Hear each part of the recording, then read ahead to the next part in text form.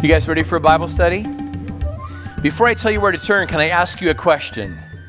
If you were a superhero, what superpower would you have? Like, as you can imagine, I've given this some thought, only I can't decide between super strength, invisibility, flight. There's like so many things to pick from. I know this. I know I'd want like a really cool emblem on my chest as part of my costume. I'd want a super cool helmet or mask, maybe both.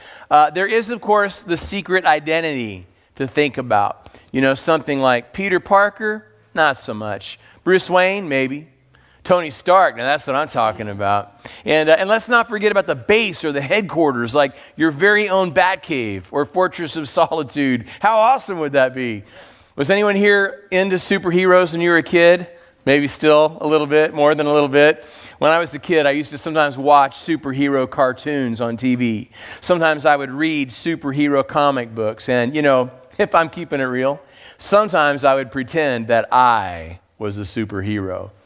Now, kids today have totally got it made. You know, we spend 6 to 9 months a year on the road, and so our 11-year-old Des, she kills a lot of time with her iPad. And this is why I say kids today have got it made, because between their cell phones and their tablets and their gaming systems, they're never more than one click away from being able to pretend to be almost anyone or to do almost anything. When I was a kid, if I wanted to play superhero, Mom did not hand me an iPad. She handed me a tattered old bath towel and a safety pin. Wrap that towel around my shoulders. Mom would help me get it pinned up close, and hours of fun would follow. Now, kids today would get like 5 minutes out of that. And the first 4 would be spent complaining about how lame it was. We could make it work all day long, right? But isn't it true that even as adults, there's something inside of us that wants to be a hero? Like down deep, isn't there something inside of you that wants to do something heroic, that wants to live heroically? That's what we're talking about today. So let's turn in our Bibles to Joshua chapter 2. We're going to meet a woman who was a hero, who did something heroic, who learned to live heroically. And from her life, we're going to learn 3 things that we have to do if we're going to live heroically too. The first of those is to let go of the past. Look at verse 1. It says, "Now Acacia Grove, the son of Nun, sent out 2 men." I was thinking ahead. Joshua, the son of Nun, sent out 2 men from Acacia Grove to spy secretly, saying, "Go view the land, especially Jericho." So they went, and they came to the house of a harlot named Rahab, and they lodged there. Now, just to put this on a timeline, this is like a generation after the Exodus. If you haven't read the book, you've seen the movie, right? The 10 Commandments with Charlton Heston. Maybe you went the animated route and saw the Prince of Egypt. The point being that this story takes place right after that story. So Joshua has succeeded Moses. The people have crossed the river, and they're ready now to conquer the land that God has promised to them when they come to this place called Acacia Grove. Your translation may say Shittim. I feel more comfortable saying Acacia Grove. If either place name sounds familiar, well, it should.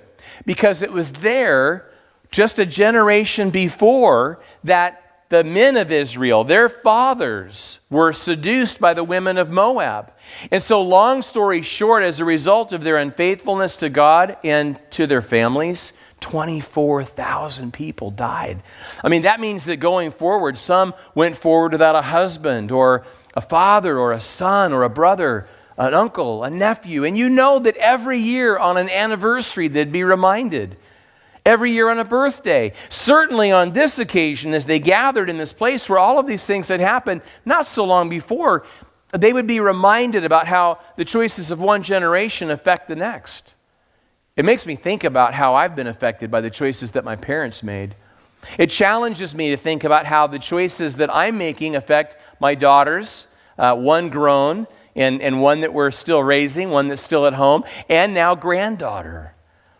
You know, maybe your family of origin isn't completely different from mine. Maybe there's been something in your family too that has gone on for what seems like ever.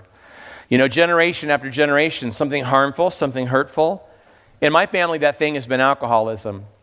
My dad was an alcoholic. If he were here at church this morning, he would probably describe himself as a recovering alcoholic, just because that's the language lots of people use today. I'm so happy to tell you that my dad's been sober for quite a few years now. not before it cost him his marriage to my mother, and not before it very nearly cost him his second marriage. But to see the way my dad has put his life back together, I'm really proud of him. Like, his life is so much better since he got sober. But it wasn't just my dad, it was his dad. My grandfather was an alcoholic. Now, if you're like me, when you talk about a loved one, especially one who's already passed, don't you try to picture them in your mind? Don't you sort of see them, however you remember them? And I'm struggling right now to do that. Like, it's hard for me to see his face. Truth is, I could probably count on one hand the number of times I saw my grandfather in my whole life. And not for lack of opportunity. I mean, he lived well into my adulthood, surely into my early 30s, but he was alienated from the family. He and my grandmother were married and divorced twice to each other. They were married, they got divorced, they tried again, they failed again. And no doubt the failure of both marriages was due in large part to my grandfather's alcohol abuse. It's not hard to figure out what that meant for my dad. For my dad, that meant growing up largely without a father figure in the home. And it meant growing up largely in poverty. My dad and his brothers, my uncles, lived with their mother, my grandmother, who lived with her mother, my great-grandmother, in public housing in San Bernardino, California, the projects known as Waterman Gardens. And you know that had to impact the way my dad raised me and my sister Cheryl. It's been some time now since my grandfather passed away. I was still pastoring Calvary Chapel in Austin, Texas, the church I founded in 1991 and led for 18 years. I was in California for our annual pastors conference not but 2 months later after my grandfather passed. I stuck around an extra day to visit my dad in Orange County. So if you were here a couple Wednesdays ago and we did a concert, I shared this next little piece with you. Here I am in my dad's house so soon after he's buried his own dad, and he asks me if I'll wait right there. He gets up and goes in the other room, and when he comes back, he's carrying a box. I have one like it. Maybe you do too. A special place where you put keepsakes, mementos. Mine is a small wooden box that says San Diego on the front. I got it as a kid on a field trip to San Diego. Inside are my class ring and some coins from other countries, things like that. You have a place like that? Maybe a box even? So Grandpa had a box. My dad, he took the lid off and started moving things around inside the box and then slowly taking things out one at a time. He took out a document, and it was a divorce certificate from one of their 2 divorces. He reached back inside and took out a picture of my Uncle Bill on my grandfather's knee when Bill was a baby. Bill was later killed in action in Vietnam. My dad reached back in the box, took out my kindergarten picture, and my first grade picture, and my second grade picture. I was stunned. Apparently my mom did like moms have done forever, right? When the school pics come home, you cut out the wallet-sized ones and you mail them off to loved ones wherever they might be. And there they were in his box. Even though I can barely remember his face, he thought that my face had a place in his box. I felt conflicted then and now. There was a part of me that felt really, really good that I made Grandpa's box. And then there was another part of me that felt really, really bad. And that was the part of me that realized that whereas my box, and probably your box too, is a box filled with memories, his was a box filled with regrets. His was a box filled with reminders of all the things that he had lost, many of them because of his drinking. All the things that he might have enjoyed right up until the end of his life, but instead didn't get to enjoy at all. And so whether we're talking about my grandpa's box or whether we're talking about the backstory to Joshua 2, it's a reminder that there has to come a time in our lives when we say enough is enough. It doesn't matter what has happened in our families or for how long. It doesn't matter if we ourselves have struggled in the same way as I have. We get to say it stops here, it stops now, it stops with this generation, it stops with me. Can you feel the mood in Acacia Grove? And it wasn't even just that. There was another thing that took them back a generation. Joshua sent spies, 2 of them. A generation before, Moses sent spies, only he sent 12. And if you know the story, you know that 10 of them came back with a negative report. 10 of them were like, there's no way we can conquer the land. I don't care who God says we are or what he says we can do. There's no way we can do it. We shouldn't even try. 2 of them came back with a positive report. One of them was Joshua, by the way. And they're like, oh, we so got this. Like, we're exactly who God says we are. We can do exactly what God says we can do. Why are we wasting time having this debate? We should be taking the land right now. Sadly, as is often the case, even in a community of faith like the local church, the negative voices carried the day. And as a result, an entire generation was doomed to die in the wilderness. Their sentence? 40 years with time served. For the best part of 40 years, they were going to wander through the desert waiting for everyone of a certain age to die. That's a lot of funerals. In fact, we could do the math.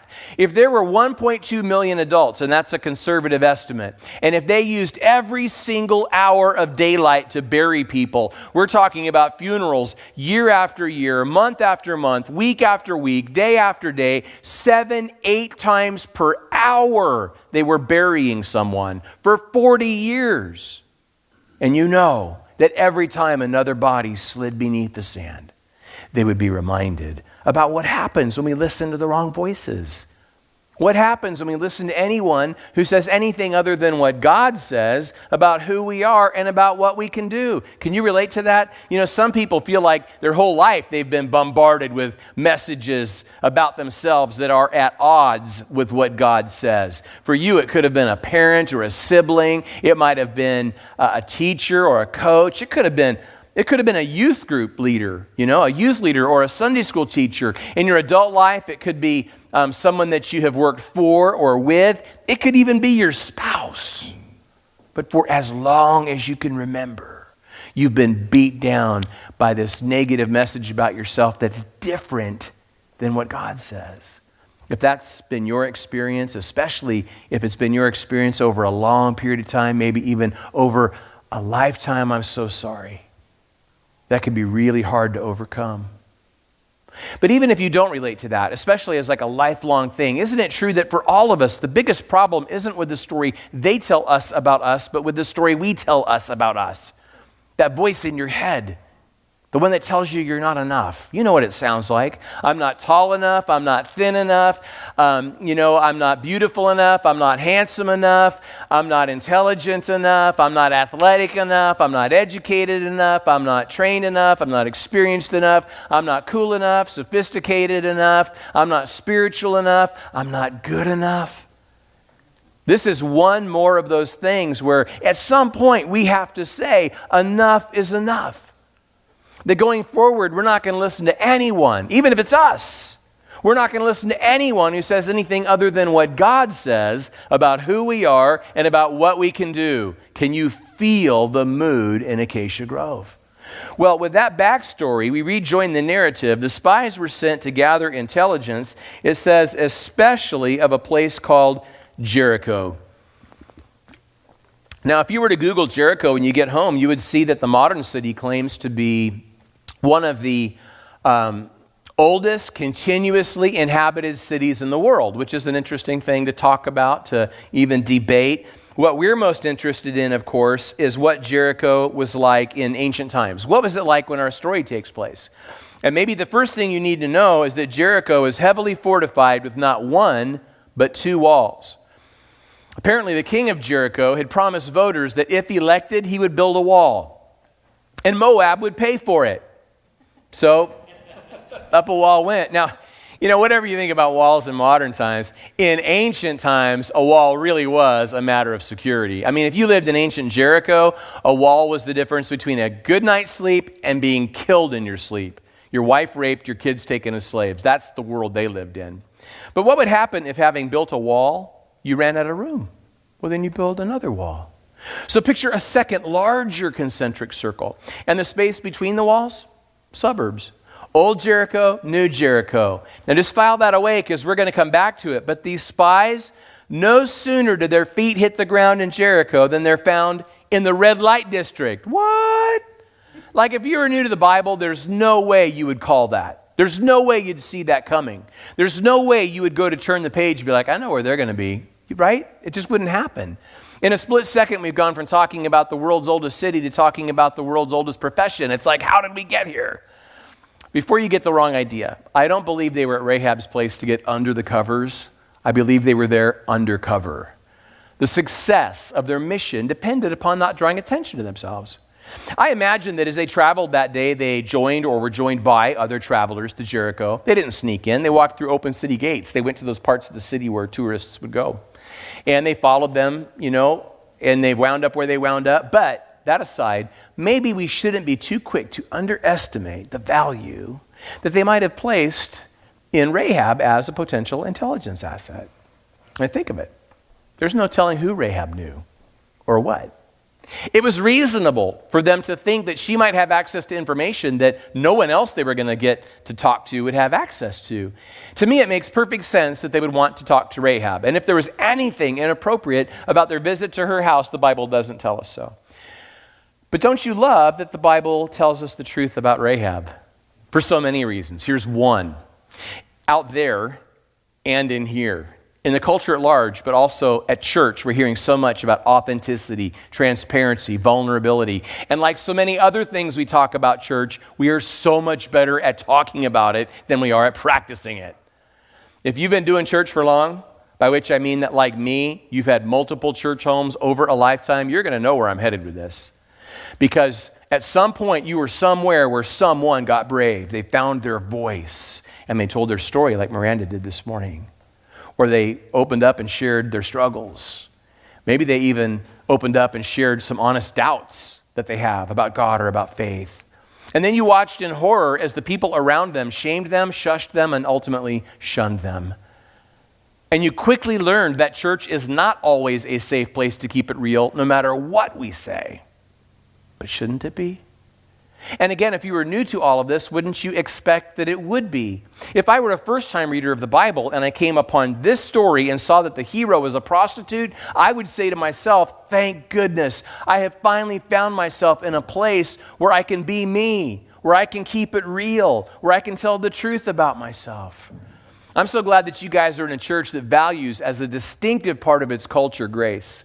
If we all found ourselves somewhere where that wasn't the case, we wouldn't have to wait for somebody else to fix it. We could fix it together. You know how? If we all agreed to do two things. If we all agreed to be brave and tell our stories, number one. And number two, if we all agreed that when it was the next person's turn, we absolutely would not shame, shush, or shun them. If we all got on the same page about those two things, we could transform culture wherever we found ourselves. Now, in fairness to Rahab, she may have done what she did as a matter of survival. Am I saying that what Rahab did was okay? No, of course not. It was totally not okay. Just like, by the way, so many things that I've done are totally not okay. But I want you to think about Rahab's situation. I mean, today we talk a lot about things like equal pay. So glad we're having that conversation. Like, we've made tons of progress in our country, but we're not there yet. We're still working on that. So we have to continue having that conversation and making positive changes. But the ancient world, oh my goodness. I mean, if you were a single woman in ancient Jericho and you didn't have family members helping you financially or with your material, physical needs, you were in a struggle just to survive. I mean, it's not like Rahab could just put on her career hat and reinvent herself. She couldn't just join LinkedIn and start networking. The ancient world didn't work like that. So what I'm saying is that many times in the ancient world, and maybe more often than we suppose in the modern world, there have been women so desperate to find a way to survive another day, another week, another month, that they've thought about doing things or even done things that they never would have dreamed of doing before. So however upsetting it is for us to learn this about Rahab, and it is, right? It should be upsetting to us. But however upsetting it is for us to learn this, it's not half as upsetting as it was for her to live this. And also, aren't we learning that life is so much better when we take even 5 minutes to put ourselves in someone else's shoes before we decide that they don't matter, that they don't count, that they don't have any value, or even that we know everything there is to know about what they're doing or why they're doing it, because we don't. Could Rahab live heroically? Well, not unless she let go of the past. Think of all the guilt from her past. Think of all the guys, all the hookups. Are there skeletons in your closet? I mean, the truth is we've all done things that we're ashamed of, embarrassed by, things that we deeply regret, that we feel guilty about. But one of the biggest mistakes that we can make in our lives is when we allow guilt from our past to rob us of the future that God has for us. And you know why we do that? We do it because we don't get forgiveness. We've received it, but we struggle to understand it. We struggle to wrap our minds around the idea that God has forgiven us, or as we sometimes say, that he forgives and forgets. If it doesn't say that explicitly, it says it implicitly. Think about that Bible verse that says God throws our sins into the sea. I love that verse. In fact, I love it so much, I want to pause just long enough to give you a visual. I want you to imagine that right now as I'm speaking, God is rounding up all of my sin. That's right. Every sin that Allen Rigg has ever committed, he's rounding it up. Make yourselves comfortable. This could take a while. We're waiting. We're waiting. It's awkward, I know. It's my sin.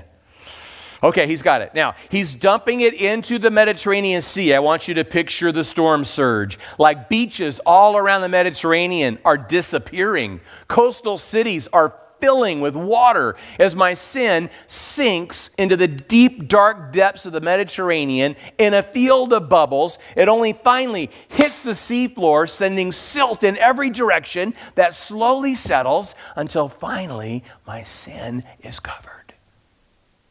And no one can see it or find it or dredge it up. Not even God himself, because he promises not to. With that image in mind, is it possible?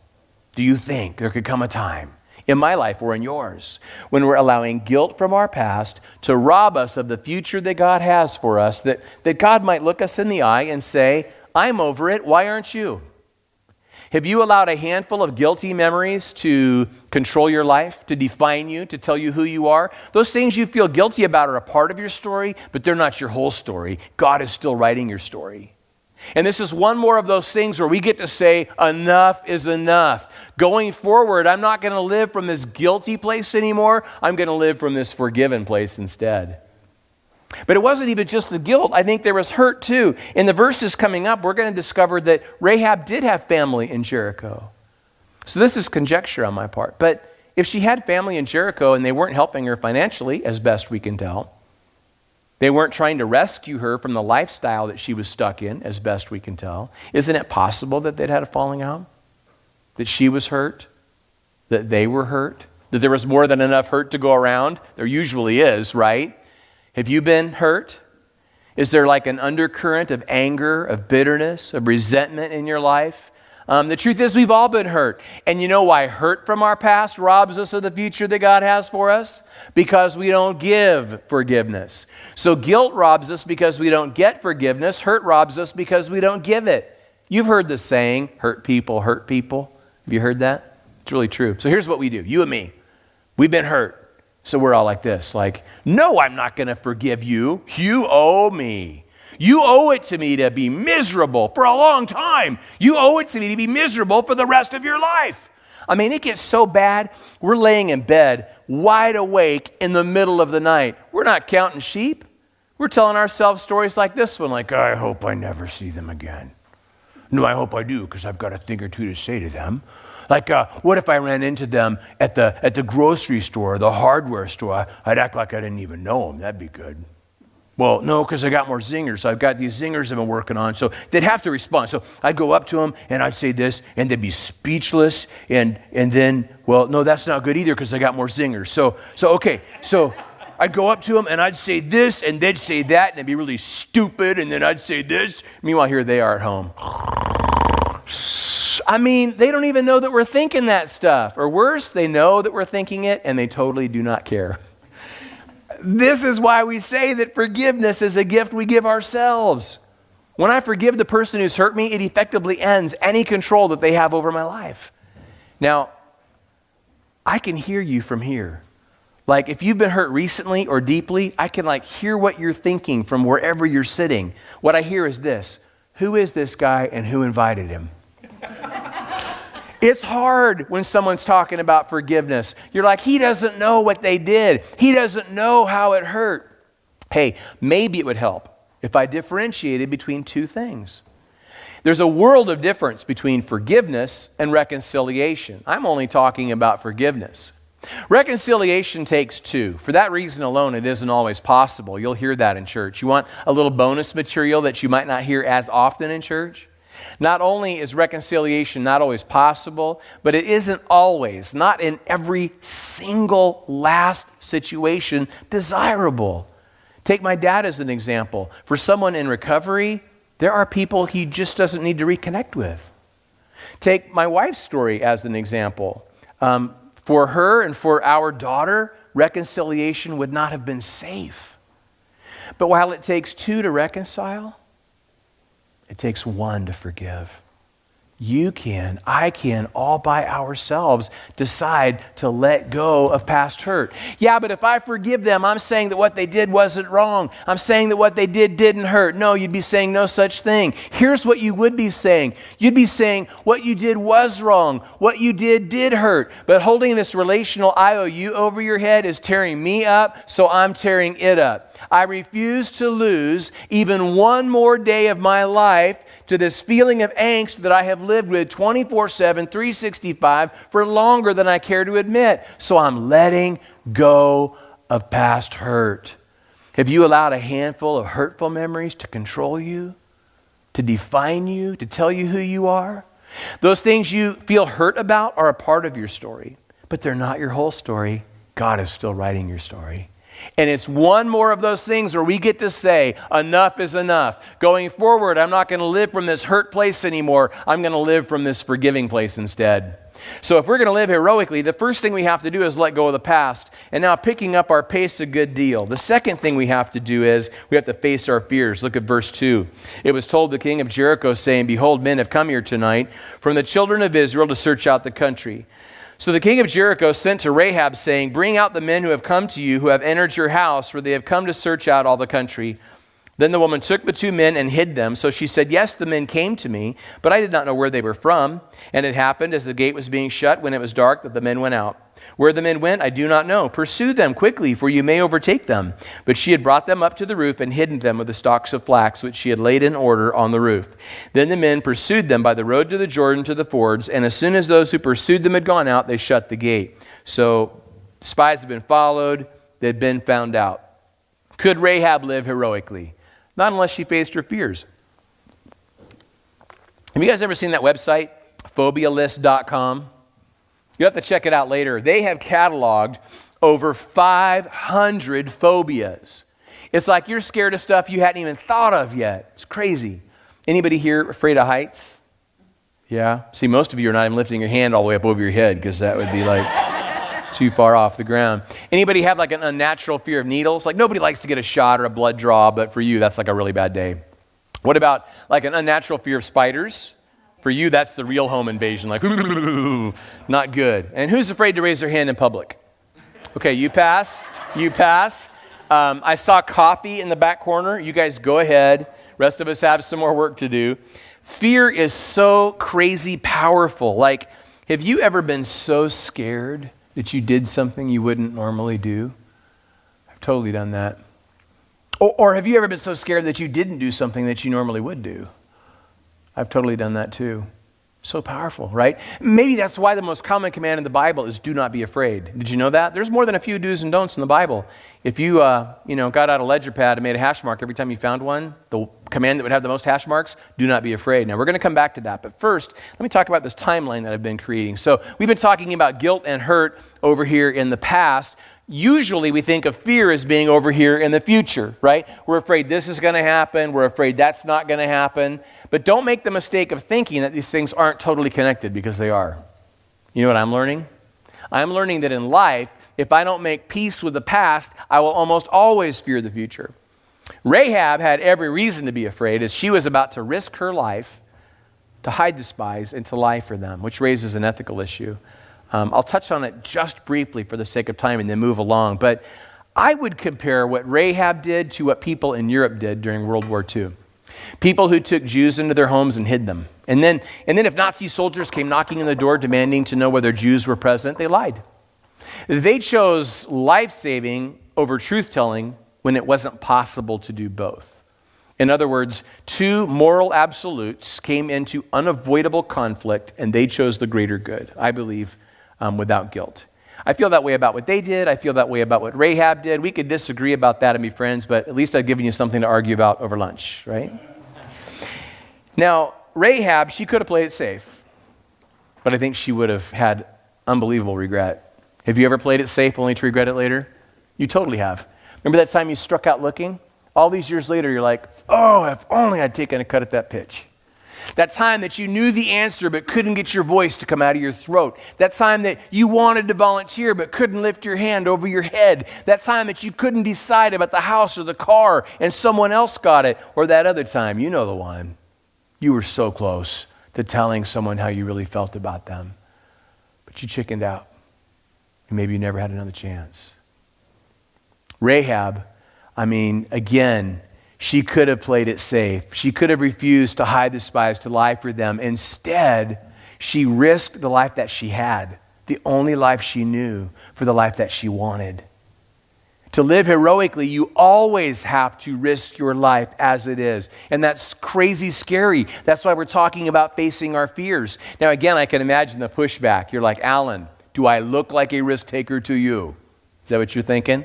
Would you describe yourself as having a low risk tolerance or maybe no risk tolerance at all? I'm not buying it. Not that long ago, I was in a bookstore. You guys remember those? They had shelves, these things with pages. Really cool. I liked them a lot.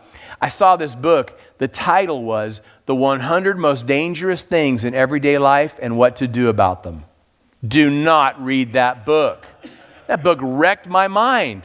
I had no idea that every year in the United States, more people are killed by teddy bears than by grizzly bears. Turns out a button can come off. You can have a choking incident. Who knew? Did you know that in the United States, every year, 40,000 people are injured by their television set? Yeah. Now, I have to admit, more than once, Miranda and I have been watching AFV, America's Funniest Videos, seeing a couple of kids roughhousing, rolling across the room, and they roll into a piece of furniture that starts to wobble, and the TV tumbles off, and you can have a crushing injury. Against my better judgment, I'll share one more example. Did you know that every year in the United States, 60,000 people are injured using the toilet? Right? So don't tell me you're not a risk taker. Unless you're prepared to hold it forever. The question is not what to risk. We take risks all the time. The question is, not whether to risk, but what. What are you going to risk? Are you going to risk the life that you have for the life that you want, the life that God wants for you? Or are you going to risk the life that you want, the life that God wants for you, to hold on to the life that you have? The idea is to face your fears. You know, in the verses that we're about to read, it uses Rahab when she's speaking. She's going to use fear words in verse 9. She's going to use fear phrases in verse 10. And so the crazy thing is that by the time you get to the New Testament, it says nothing about her fear and everything about her faith, which sort of blows up everything that we think about being a hero. We think that heroes feel no fear, but Rahab was scared out of her mind. So what gives? It must not be that heroes feel no fear. It must be that they feel it, but that they refuse to be controlled by it. Remember, the most common command in the Bible is do not, what? Be afraid, right? So that verse tells us, among other things, that there is a way of being where though we feel fear, like everyone else with a pulse, we refuse to be controlled by it. So imagine your life not continually controlled by fear. Imagine your thoughts not continually fueled by fear. Imagine your future plans not continually formed in fear. To live heroically, we let go of the past, we face our fears, and finally, we believe. Look at verse 8. Now before they lay down, she came up to them on the roof and said to the men, I know that the Lord has given you the land, that the terror of you has fallen on us, and that all the inhabitants of the land are faint-hearted because of you. For we have heard how the Lord dried up the water of the Red Sea for you when you came out of Egypt, and what you did to the two kings of the Amorites who were on the other side of the Jordan, Sihon and Og, whom you utterly destroyed. And as soon as we heard these things, our hearts melted. Neither did there remain any more courage in anyone because of you. For the Lord your God, he is in heaven above and on earth beneath. Now therefore I beg you, swear to me by the Lord, since I have shown you kindness, that you also will show kindness to my father's house, and give me a true token. And spare my father, mother, brothers, sisters, and all that they have, and deliver our lives from death. Quickly, we've got more verses to read, but quickly, let your eyes fall on verse 11. Notice what she said. She spoke of one God, singular. She spoke of a personal God when she used the pronoun your God. She spoke of an all-powerful, everywhere present at once God when she described him as being, quote, in heaven above and on earth beneath, end quote. This is the language of faith she'd come to believe, as evidenced by her acts of faith that follow. And so verse 14, the men answered her, our lives for yours, if none of you tell this business of ours. Then it shall be when the Lord has given us the land that we will deal kindly and truly with you. Then she let them down by a rope through the window, for her house was on the city wall. She dwelt on the wall. And she said to them, get to the mountain lest the pursuers meet you, and hide there 3 days, until the pursuers have returned. Afterwards you may go your way. So the men said to her, we will be blameless of this oath of yours which you have made us swear, unless when we come into the land you bind this line of scarlet cord to the window through which you let us down, and unless you bring your father, mother, brothers, and all your father's household to your own home. So it shall be that whoever goes outside the doors of your house into the street, his blood shall be on his own head, and we will be guiltless. And whoever is with you in the house, his blood shall be on our head if a hand is laid on him. And if you tell this business of ours, then we will be free from your oath which you made us swear. And then she said, according to your words, so be it. And she sent them away, and they departed, and she bound the scarlet cord in the window. Now, notice it says not once but twice in verse 15 that she lived on the city wall. So you and I were hanging out together today. We are on the approach to Jericho. And as we look at it, off in the distance a little bit, we can see the inner wall. We don't care about that. We're focused on the outer wall where Rahab lived. Go home, check 3 sources, get 3 different descriptions. Here's one. It might have been like a 15-foot earthen retaining wall, and then on top of that, a 25-foot brick wall. So you see Rahab's window, right? As we walk up underneath it, we're looking up, say, 40 feet. Right? Which raises a question.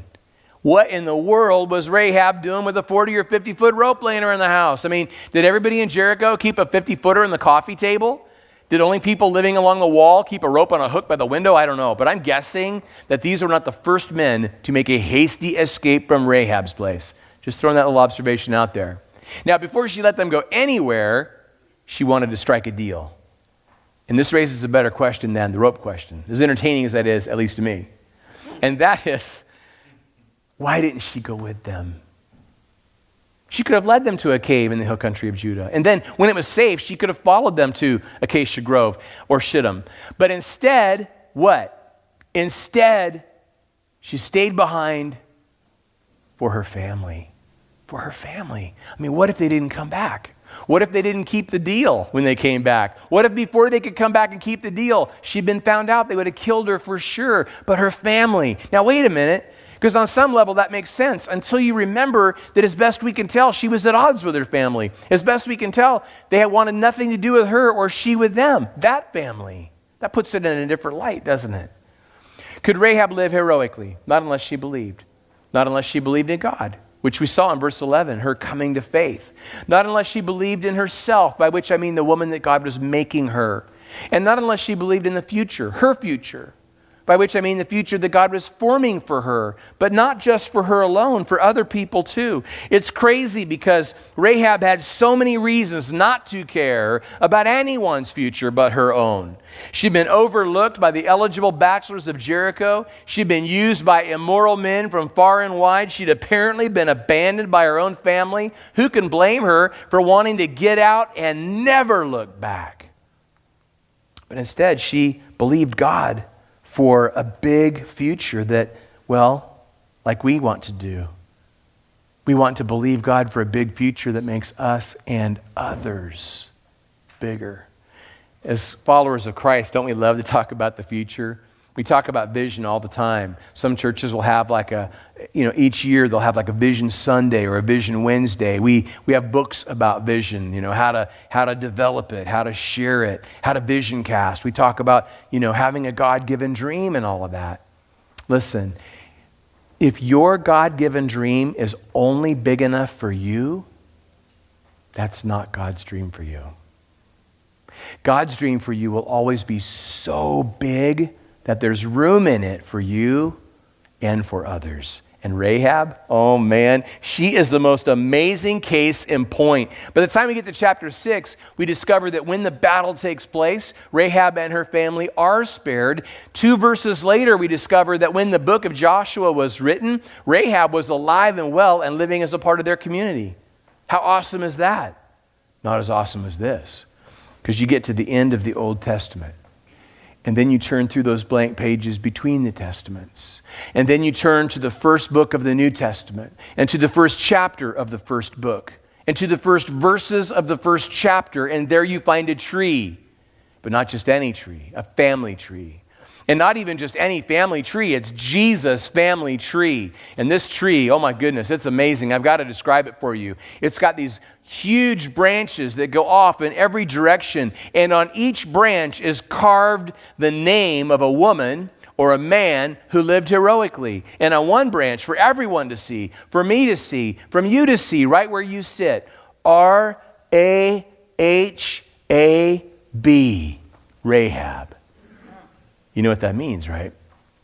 It means that not only had she become a part of their community, it means that she'd fallen in love, that she'd gotten married, that she had kids who had kids who had kids, until finally one of her descendants was Jesus, God in the flesh, the Savior of the world, who many rightly see, figured in pre-shadowed, if you will, in the color of the cord that was tied in her window. That scarlet cord, not unlike the juice that's here on this table, a picture of the blood that Jesus would one day shed to make all of this cool stuff that we're talking about possible.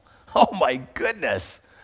I mean, clearly Rahab had a unique ability to believe God for a bigger, better future, right? But do you think that even Rahab could have imagined this? From prostitute to mother. How long? How long had Rahab worn a label that said prostitute? And God comes along and takes hold of the corner of that label and listen, rip! And in its place, he puts a new label that says mother.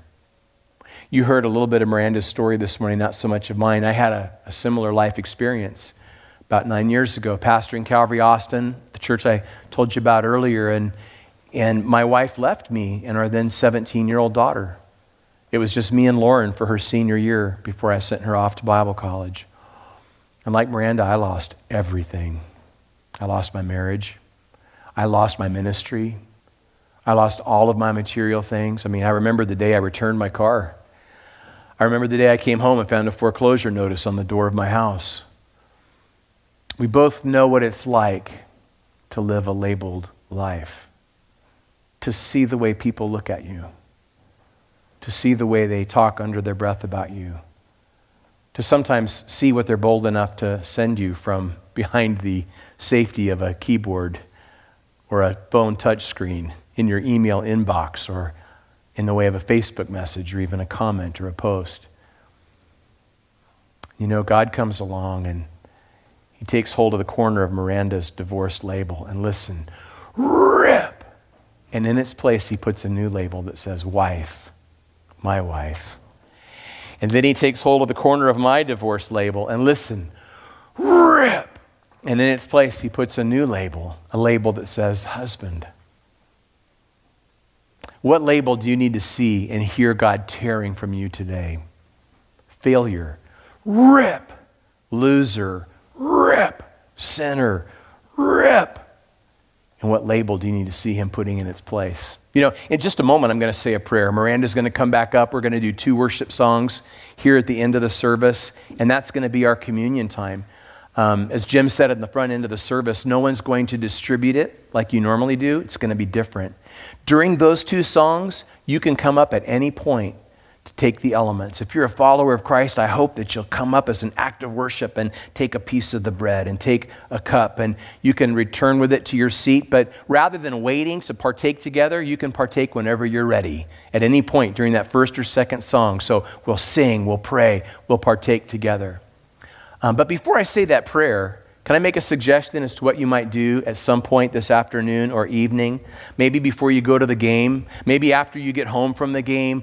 And isn't it thoughtful that I would plan the rest of your day for you? I want to suggest that you find a tattered old bath towel and a safety pin.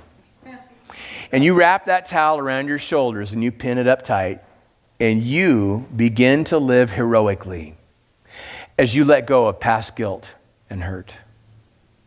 As you face your fears feeling them fully, but refusing to be controlled by them. And as you believe God for a bigger, better future for you and for the people around you, let's pray together. Father, thank you for the way you've met us here today.